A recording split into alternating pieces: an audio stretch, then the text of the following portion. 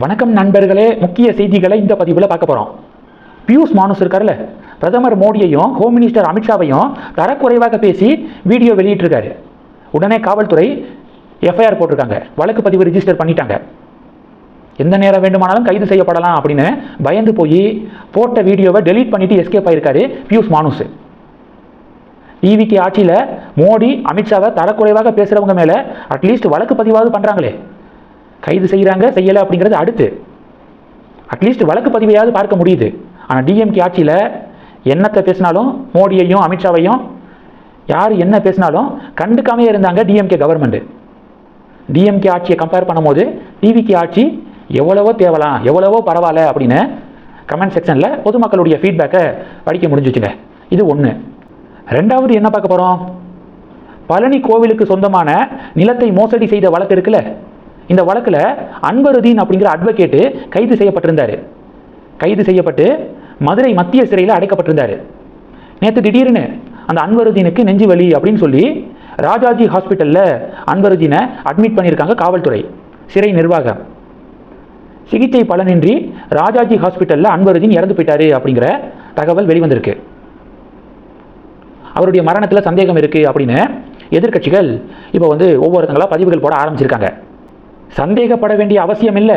ஏற்கனவே இந்த அன்வருதீனுக்கு சர்க்கரை நோய், பக்கவாதம், இந்த இஷ்யூவெல்லாம் இருந்துச்சு. சடனாக நெஞ்சு வலி, ஹாஸ்பிட்டலில் போய் அட்மிட் பண்ணோம், சிகிச்சை பலனின்றி இறந்து போயிட்டாரு. அவருடைய இறப்பில் எந்த சந்தேகத்துக்கும் இடம் இல்லை அப்படின்னு சொல்லிட்டு காவல்துறை தரப்பு விளக்கம் கொடுக்குறாங்க.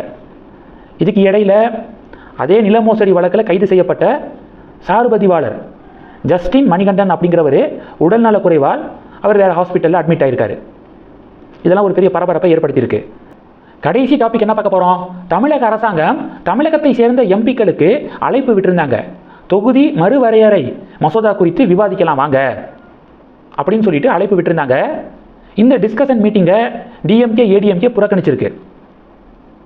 இந்த மீட்டிங்கில் காங்கிரஸ், பிசிகா, கம்யூனிஸ்ட் எம்பிக்கெல்லாம் கலந்துக்கிறாங்க. அப்படின்னா அவங்க என்ன முடிவெடுக்க போகிறாங்க, தொகுதி மறுவரையறை மசோதாவுக்கு எதிர்ப்பு தெரிவிக்கணும் அப்படின்னு தான் முடிவெடுக்க போகிறாங்க. இந்த மீட்டிங்கை ஏடிஎம்கே புறக்கணித்தது ஆச்சரியம் இல்லை. ஏன்னா ஸ்டார்டிங்கில் இருந்தே ஏடிஎம்கே தொகுதி மறுவரையறை மசோதாவுக்கு சப்போர்ட் பண்ணுறாங்க. இந்த மசோதாவை எதிர்க்கக்கூடிய டிஸ்கஷன் மீட்டிங்க்கு அதிமுக புறக்கணிக்கிறாங்க, ஓகே. ஆனால் டிஎம்கே தொகுதி மறுவரையறை மசோதாவை அவங்க எதிர்த்தாங்களே, அப்போ டிஎம்கேவும் இந்த ஆலோசனை கூட்டத்தில் கலந்துருக்கணும்ல, ஆனால் கலந்துக்கலை. அப்போது டிஎம்கே அவங்களுடைய நிலைப்பாட்டிலிருந்து மாறுறாங்களா, சடனாக தொகுதி மறுவரையறை மசோதாவுக்கு சப்போர்ட் பண்ண இருக்காங்களா அப்படிங்கிற கேள்விகள் உருவாயிருக்கு. போகக்கூடிய ரூட்டை பார்க்கும்போது டிஎம்கே பிஜேபி அலையன்ஸுக்கு பாசிபிலிட்டி இருக்கோ அப்படிங்கிற சந்தேகங்களை பொலிட்டிக்கல் கமெண்டேட்டர்ஸ் எழுப்புறாங்க. ஏடிஎம்கே டிஎம்கே பிஜேபி அலையன்ஸுக்கே பாசிபிலிட்டி இருக்குது. ஏன்னா சமீபத்தில் எம்கே ஸ்டாலின் அவர்கள் திமுக முக்கிய நிர்வாகிகளுக்கு ஒரு அறிவுரை வழங்கியிருந்தாராம்.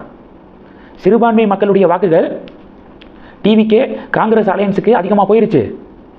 அதனால் இனி நம்ம கட்சியை சேர்ந்த யாருமே ஹிந்து மதத்துக்கு எதிராகவும், ஹிந்து மத சடங்கு சம்பிரதாயங்கள் இருக்குல்ல, அதை விமர்சனம் பண்ணுறதெல்லாம் பண்ணக்கூடாது அப்படின்னு சொல்லி அறிவுரை வழங்கியிருந்தாராம். அதனால் பிஜேபி டிஎம்கே அலையன்ஸுக்கு பாசிபிலிட்டி இருக்குது. இப்போ இந்த மீட்டிங்கை டிஎம்கே புறக்கணித்தது அந்த சந்தேகத்தை உறுதிப்படுத்துது. இப்போது வீத லீடர்ஸ் இயக்கத்துடைய வாலண்டியர்ஸு தமிழக பாஜக கும்பலை பார்த்து கேள்வி கேட்குறாங்க. அண்ணாமலையை டிஎம்கே கிட்ட பணம் வாங்கிட்டு தான் அண்ணாமலை கூட்டணியை உடைச்சாரு, 2024 அவர் என்டிஏவை உடைச்சாரு, அதிமுக பாஜக கூட்டணியை பிரித்தாரு அப்படின்னு நயினார் கும்பல் சொல்கிறாங்க.